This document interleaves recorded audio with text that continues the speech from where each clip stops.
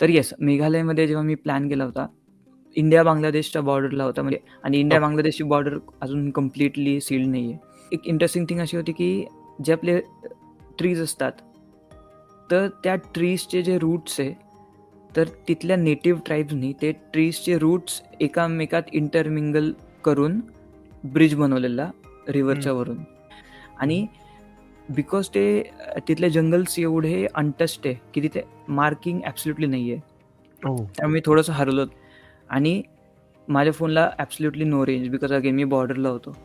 आणि offline maps पण somehow work करत नव्हते, जे मी जनरली माझ्या स्मार्टवॉचवर किंवा ह्याच्यात यूज करतो. असं पण नाही की मला काही बॅकअप आहे की मी कोणाला तरी विचारलं, अरे प्लीज GPS वर बघून मला सांग की मी कुठे आहे, माझे कॉर्डिनेट्स काय आहे, त्यानुसार मी प्लॅन करतो.